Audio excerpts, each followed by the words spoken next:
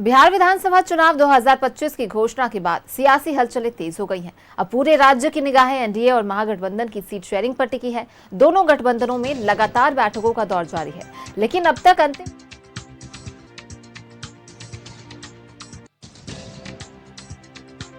हालांकि deputy CM पद को लेकर मुकेश सहनी के अड़ियल रुख ने समीकरण को बिगाड़ दिया है। वही सूत्रों के मुताबिक मुकेश सहनी अपनी पार्टी के सीटों की संख्या कम करने को राजी नहीं है, लेकिन डिप्टी सीएम कैंडिडेट के तौर पर हर हाल में अपने नाम का ऐलान चाहते हैं। कांग्रेस फिलहाल सीएम और डिप्टी सीएम का चेहरा घोषित करने के पक्ष में नहीं है। वीआईपी को 16 सीट मिलने की उम्मीद, लेकिन इसमें से कई सीटों पर आरजेडी उम्मीदवार तय करेगी। उधर एनडीए में चिराग पासवान की मांगों से बीजेपी की मुश्किलें बढ़ गई हैं। दिल्ली में बीजेपी के वरिष्ठ नेताओं ने चिराग पासवान से मिलकर बातचीत की। सूत्रों के अनुसार बीजेपी 20 से 22 सीट तक देने को तैयार है, जबकि चिराग 35 सीटों पर अड़े हुए हैं।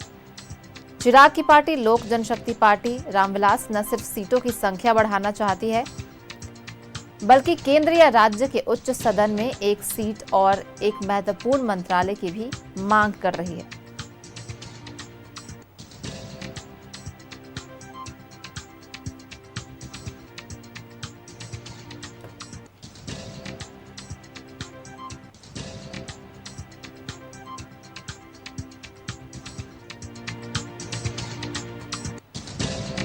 बिहार विधानसभा चुनाव की घोषणा के बाद सियासी हलचलें तेज हो गई हैं। पूरे राज्य की निगाहें एनडीए और महागठबंधन की सीट शेयरिंग पर टिकी है। दोनों गठबंधनों में लगातार बैठकों का दौर जारी है, लेकिन अब तक अंतिम फैसला नहीं हो पाया है।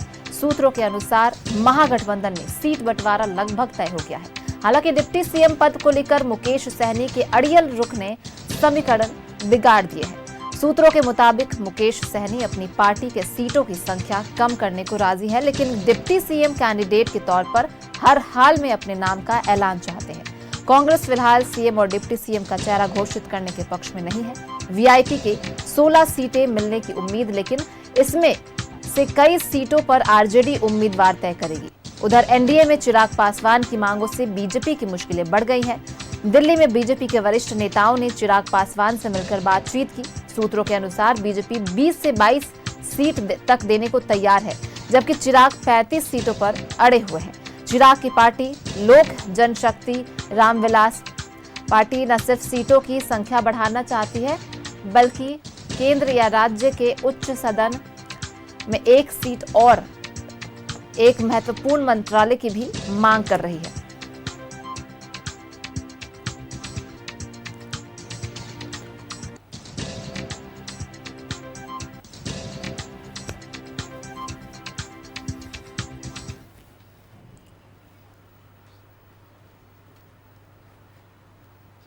और इसी पर ज्यादा जानकारी के साथ सहयोगी अस्मित हमारे साथ पटना से जुड़ गए। सीधा उनका रुख कर लेते हैं। अस्मित, बिहार विधानसभा चुनाव की घोषणा हो चुकी है और सियासी हलचलें तेज है। अब पूरे राज्य की निगाहें जो है एनडीए और महागठबंधन की सीट शेयरिंग पर है कि कितनी सीटें दोनों पार्टियां अपने गठबंधन में सहयोगी दलों को देगी। दोनों गठबंधनों में लगातार बैठकों का दौर भी जारी है, लेकिन अभी तक अंतिम फैसला नहीं हो पाया है। क्या कुछ जानकारी है?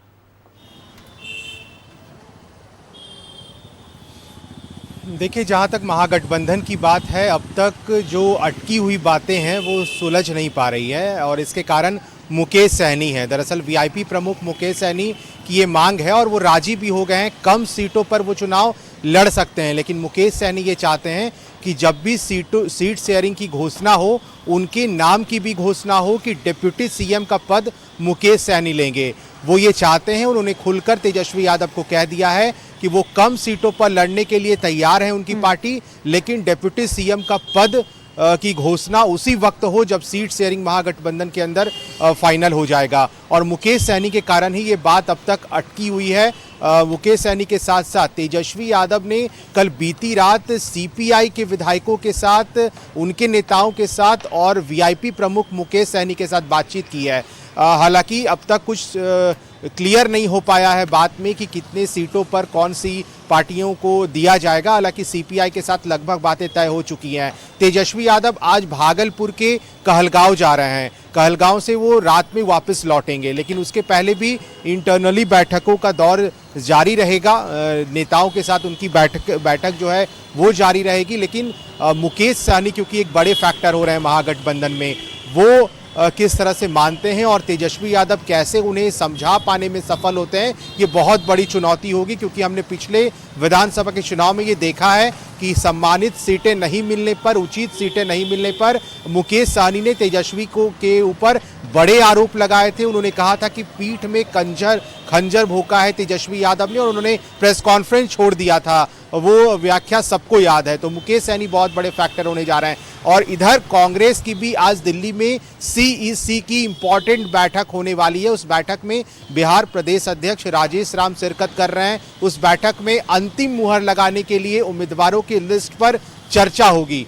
इधर अगर एनडीए की बात करें तो देखिए, एनडीए में भी अब तक जो सीटों का पेंच है वो फंसा हुआ है, और इसके कारण है जीतन राम मांझी फिलहाल असम के दौरे पर हैं, और उनके कारण ही बिहार बीजेपी के नेतृत्व जो है बात नहीं कर पा रहा है। उनके बेटे मंत्री हैं बिहार सरकार में, संतोष सुमन, उनसे बीजेपी के नेता आज बातचीत करेंगे। और हमारे पास सूत्रों के हवाले से जो जानकारी है वो ये है कि दोपहर 1 बजे बीजेपी की इंटरनल मीटिंग होने जा रही है आज, और धर्मेंद्र प्रधान जो बिहार चुनाव के प्रभारी हैं वो पटना आने वाले हैं और अपने नेताओं के साथ अंतिम दौर की बैठक करेंगे। और चिराग पासवान भी आज देखिए खगड़िया जाएंगे, क्योंकि उनके पिता स्वर्गीय रामविलास पासवान की आज पुण्यतिथि है, और इसके लिए उनका वहाँ कार्यक्रम है। उसके बाद जब वो पटना आएंगे तो एनडीए के नेता उनसे मुलाकात कर सकते हैं। हाँ, खबर यह है कि उपेंद्र कुशवाहा की लगभग सहमति बन गई है सीटों पर कि वो कितने सीटों पर लड़ेंगे। मामला अटका है तो सिर्फ चिराग पासवान और मांझी को लेकर। अस्मित, क्या मुकेश सहनी अपनी पार्टी की जो है सीमित जनाधार के बावजूद जो मांग कर रहे हैं महागठबंधन में, खुद को किंग मेकर साबित करने की कोशिश कर रहे हैं?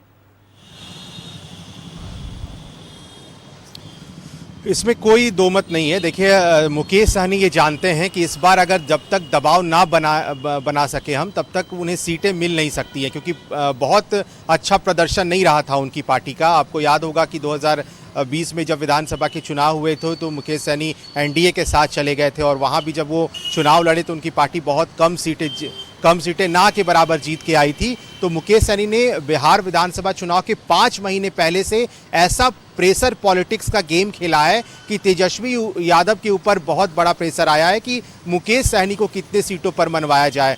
हालांकि 20 से कम सीटों पर कांग्रेस चाहती है कि कम से कम 15 या फिर 14 सीटों तक मुकेश सहनी को दिया जाए, लेकिन मुकेश सहनी ये मांग पर अड़े हुए हैं कि डिप्टी सीएम का पद की घोषणा अभी हो जाए। जब सीट शेयरिंग का मामला को लेकर के महागठबंधन प्रेस कॉन्फ्रेंस करेगी, जब सीटों को लेकर पहले कैंडिडेट्स की लिस्ट जारी होगी, उसी समय वो चाहते हैं कि डिप्टी सीएम का भी पद हो। नहीं तो फिर आगे आने वाले समय में मुकेश सहनी कौन सा कदम उठा ले, कौन सा फैसला कर ले, ये मुकेश सहनी खुद नहीं जानते हैं। क्योंकि वो जिस तरह का प्रेस कॉन्फ्रेंस में उन्होंने माहौल बनाया था पिछले विधानसभा चुनाव में, वो बिहार के लोग जानते हैं, तेजस्वी यादव ये बात जानते हैं कि मुकेश सहनी को मनाना बहुत मुश्किल है, और अगर वो मान जाते हैं तो फिर महागठबंधन का जो सीट शेयरिंग का जो उलझन है वो सुलझ जाएगा।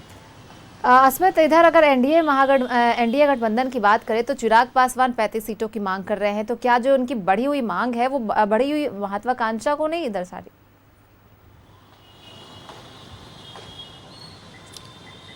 देखिए, चिराग पासवान दरअसल अपने कुछ खास नेताओं के लिए बीजेपी की जो सिटिंग सीट है वो मांग रहे हैं, और इसी में मामला फंस गया है कि बीजेपी के विधायक जहां से जीत गए हैं वो सीट बीजेपी आखिर चिराग पासवान को कैसे दे। तो महत्वाकांक्षा बढ़ी है चिराग पासवान की, इसमें भी कोई ये नहीं है, शक नहीं है।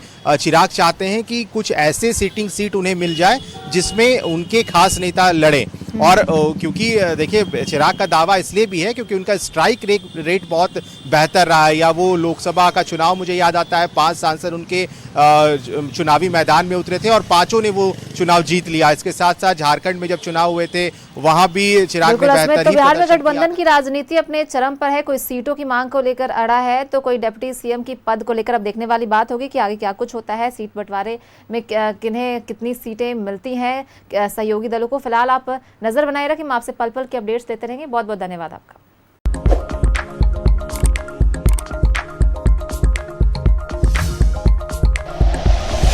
Like and share videos, subscribe करें हमारा चैनल और प्रेस करें बेल आइकॉन।